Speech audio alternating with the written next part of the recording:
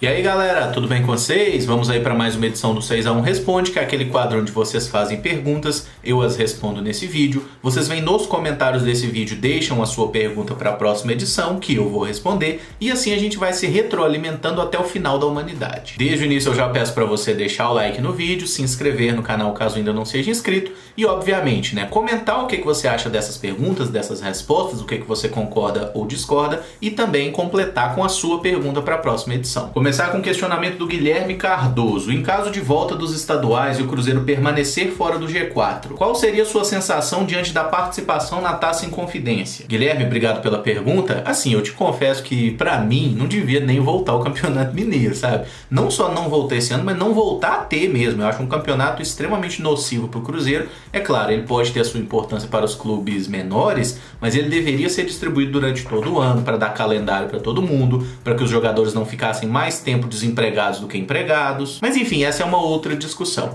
Sobre a Taça Inconfidência especificamente, que é um novo campeonato que foi organizado pela Federação Mineira, organizando as equipes que terminarem de 5º até 8º. Se porventura o Cruzeiro não conseguir ficar no G4 do Campeonato Mineiro, eu acho que a gente tem que participar dessa Taça Inconfidência para valer, para ganhar mesmo e amarradão inclusive com a possibilidade. Porque muito mais do que a taça em questão, isso vai valer como o quê? Como ritmo de jogo, como forma do Henderson acertar o time e como treinamento, né? É muito importante ter esses jogos, apesar de ser contra times provavelmente menores, times do interior, que tem menos condição de investimento, e nós também teremos aí um desafio técnico menos empolgante, mas é a oportunidade perfeita para você ganhar conjunto, entrosamento, conseguir avaliar um pouco mais os jogadores, especialmente o Henderson, que não conhece os caras e não tá podendo treinar com eles. Então, na minha opinião, se o Cruzeiro tiver que jogar a Taça Inconfidência, tem que jogar com tudo, jogar para ganhar, independente de ser um troféu menos importante. Mas penso que até pelas dificuldades causadas pela pandemia, que são muito complicadas para os times grandes e mais complicadas ainda para os times menores,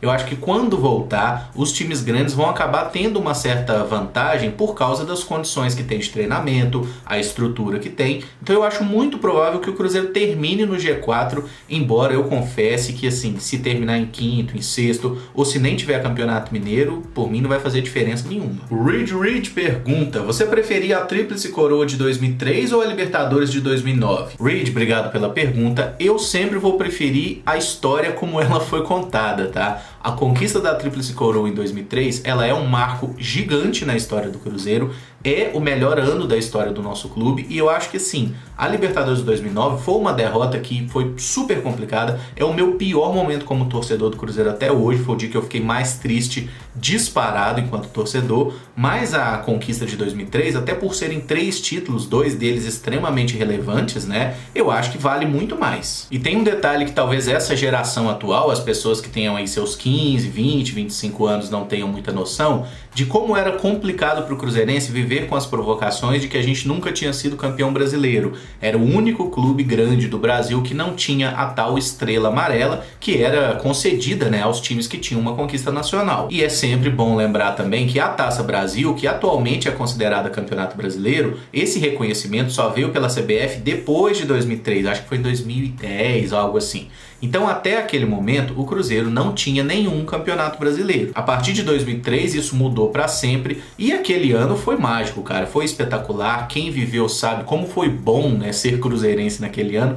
Não que nos outros anos não seja bom, né, mas convenhamos que nas últimas temporadas isso tem causado mais tristeza do que alegria. E eu tenho certeza que sem a Tríplice Coroa o tamanho do Cruzeiro seria diferente, seria um pouco menor na história, mesmo se a gente tivesse conquistado o tricampeonato da Libertadores, que é também muito importante, ninguém questiona que é o principal torneio disputado na América do Sul, mas eu não trocaria uma Copa do Brasil e um brasileiro pela Libertadores nem a pau. O Brian Cardoso pergunta: você acha que essa quarentena, se acontecesse no ano passado, o Cruzeiro teria chance de se recuperar no brasileiro? Brian, obrigado pela pergunta. Eu acho que se essa paralisação acontecesse no ano passado, o Cruzeiro não só não tinha se recuperado no brasileiro, como o Cruzeiro talvez já tivesse até acabado, pelo seguinte motivo, né? A paralisação nos campeonatos esse ano, ela vigorou a partir do mês de março.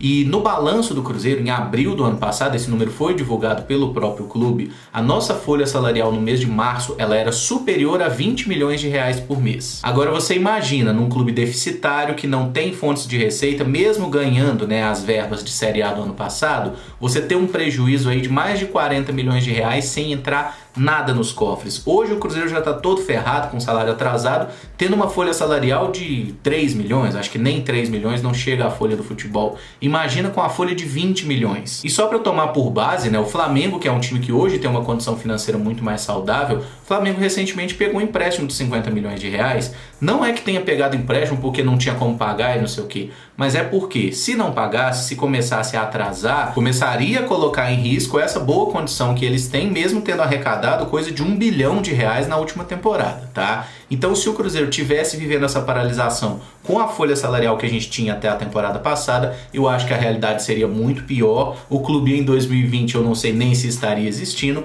por mais que hoje a gente esteja com extremas dificuldades, eu acho que o cenário seria ainda pior e no final das contas a gente teria caído da mesma forma. Com aquele grupo de jogadores, com aquela diretoria, com as escolhas que foram feitas para o comando técnico, não tinha nada que salvaria o Cruzeiro. O Pedro Trindade pergunta: será que se os clubes virassem empresa, o Pedro Lourenço teria a intenção de comprar ações do clube? Pedro, obrigado pela pergunta. Essa questão dos clubes brasileiros se tornarem empresa me parece ser uma realidade que está mais próxima. Existem já projetos de lei tramitando na Câmara para isso e acho que nos próximos anos isso vai acontecer sim. Agora, sobre a vontade ou não do Pedro Lourenço, aí é impossível a gente saber, né? Porque é só ele que teria condição de responder se tem essa vontade ou não e se tem essa condição, né? Porque rico a gente sabe que ele é, mas será que ele tem condição de botar essa grana, de comprar aí, por exemplo, 51% das ações, né? Que normalmente é o mínimo que se compra para alguém ser dono de um clube. Pelo histórico de medidas do Pedro Lourenço à frente do Cruzeiro, eu entendo que sim, ele é um cara que, se tiver realmente esse interesse, seria até um bom dono pro Cruzeiro. Ele é um cara que já fez muito pelo clube, já cansou de dar dinheiro pro Cruzeiro, já cansou de emprestar dinheiro e depois não cobrar. No início desse ano, por exemplo, ele pagou as folhas salariais que estavam atrasadas daquela galera toda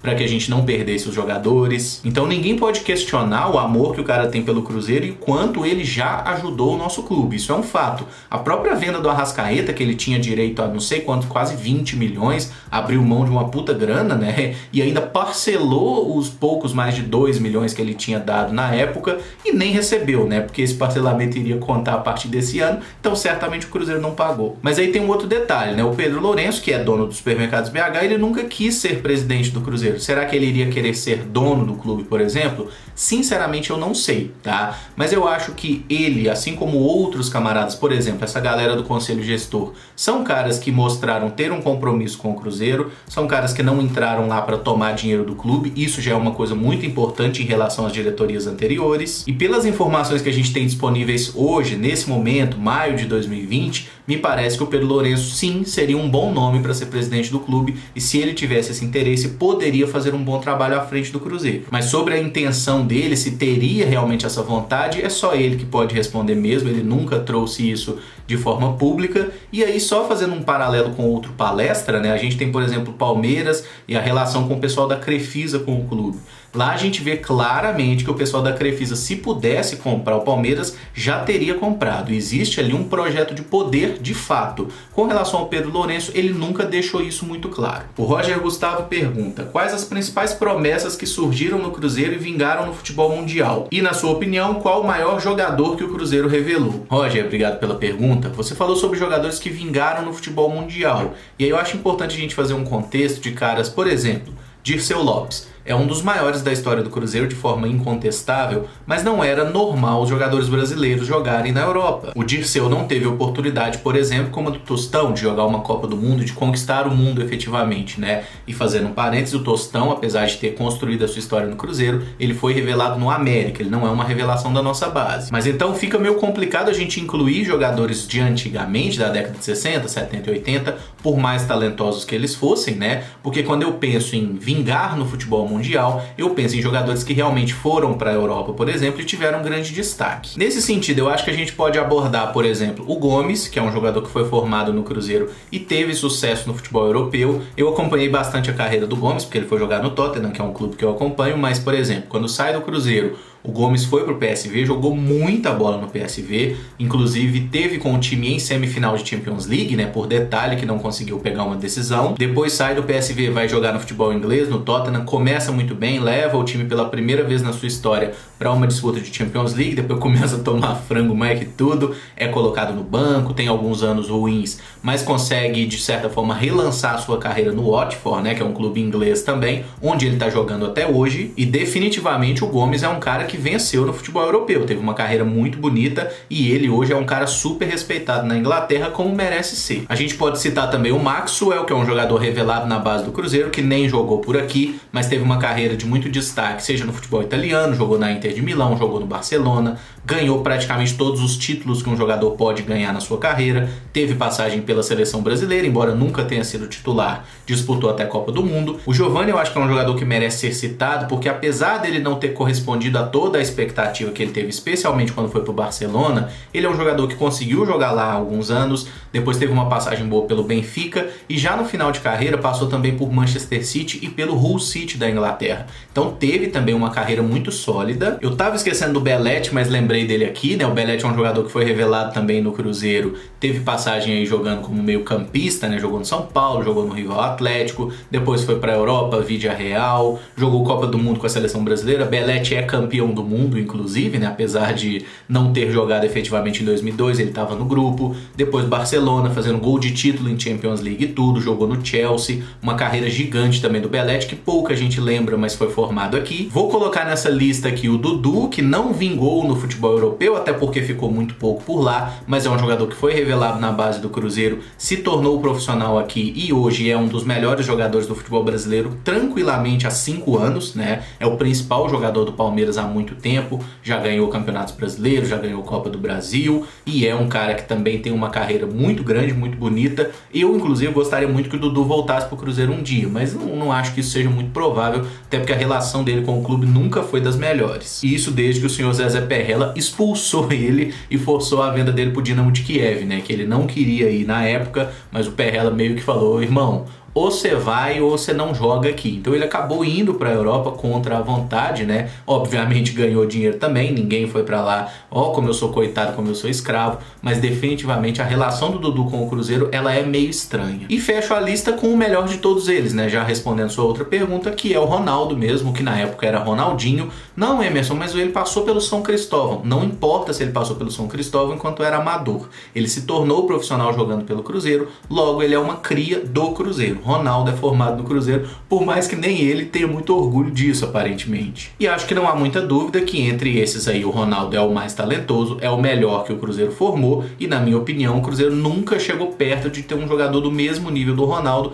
Infelizmente ele jogou muito pouco no Cruzeiro, né? Foi um ano apenas, mas foi um ano suficiente para mostrar o quanto ele jogava de bola, meteu mais de 50 gols pelo clube, ainda um menino, né? E certamente se o Cruzeiro tivesse conseguido manter ele um pouco mais, hoje a relação dele com o Cruzeiro seria um pouco diferente e a gente poderia ter mais alguns títulos na estante também. O Carlos Henrique Ribeiro pergunta: com o elenco que tinha, você acha que dava para o Cruzeiro ganhar a Libertadores de 2014? Carlos, obrigado pela pergunta. Tenho convicção que dava para ganhar, acho até hoje que o Cruzeiro era o melhor time daquela Libertadores, mas a gente vacilou muito naqueles confrontos contra o São Lourenço, né? Fora de casa fizemos um jogo ruim, atacamos muito pouco. Se a gente tivesse forçado mais, eu tenho certeza que pelo menos um gol a gente poderia ter feito. Isso mudaria totalmente o confronto para jogo em casa. E no Mineirão a gente toma um gol muito cedo, um gol numa jogada boba, né? Uma falha coletiva ali, a gente acaba levando aquele gol. E isso atrapalhou muito, porque o Cruzeiro precisaria fazer 3 e a bola não entrava. Tem até um lance que o Moreno finaliza, a bola bate nas 2 traves e sai, né? O São Lourenço realmente estava abençoado naquele jogo e acabou passando e sendo campeão no final das contas.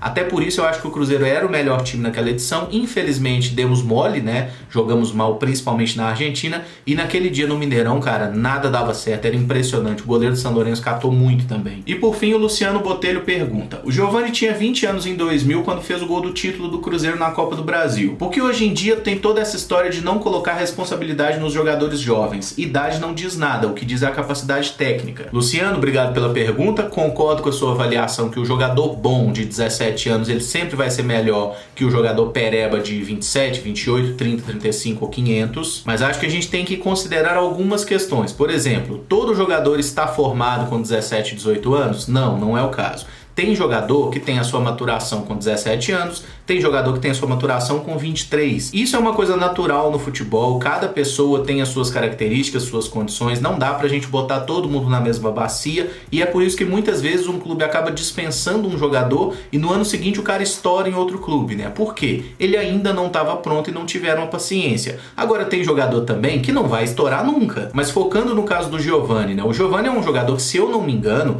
ele estreou no profissional do Cruzeiro com 16 ou 17 anos. Ele era muito novo quando teve suas primeiras chances. Eu lembro dele jogando, por exemplo, em 97 pelo Cruzeiro. Depois ele tem até um empréstimo no América, porque ele era muito irregular. Ele volta depois e acaba brilhando no Cruzeiro antes de ir pro futebol europeu. Mas entendo que o grande problema do Cruzeiro com relação a não revelar jogadores é porque deu pouca oportunidade para os jogadores. A nossa cultura foi muito mais calcada em contratação do que em revelação de jogadores nos últimos anos, e isso precisa mudar. A partir do momento que o Cruzeiro botar mais os garotos para jogar, eu tenho certeza que nós vamos revelar mais jogadores e eles estarão mais prontos para assumir a responsabilidade. E eu muitas vezes falo sobre isso, né? É jogar bola, gente. Não é curar o câncer, não é operar um cérebro, né? É jogar bola. E as pessoas às vezes tratam o futebol como uma coisa impossível de se fazer se você não tem uma certa idade. E penso que talvez até o fato dos jogos não terem a presença de torcedores nesse momento possa ser uma questão a ajudar o Cruzeiro, porque se um garoto entrou e fez uma cagada, ele não vai tomar vaia no primeiro lance, como aconteceu naquela sacanagem daquele Cruzeiro e Vasco de 2018, que eu nunca vou esquecer da torcida do Cruzeiro vaiando o menino lá, o Marcelo, no primeiro jogo dele no Mineirão. Mas eu sou favorável sim que o Cruzeiro dê oportunidade para os garotos, dê também a responsabilidade que eles sabem que tem vestir a camisa do Cruzeiro nesse momento, e eu acredito que nós vamos colher bons frutos a partir do momento que esses caras tiverem chance de jogar regularmente. Esse vídeo fica por aqui. Se gostou, deixa o like, se inscreve no canal caso ainda não seja inscrito, usa os comentários para opinar sobre cada um dos assuntos e para deixar a sua pergunta para uma próxima edição. Muito obrigado por acompanhar, um abraço e até o próximo vídeo. Valeu!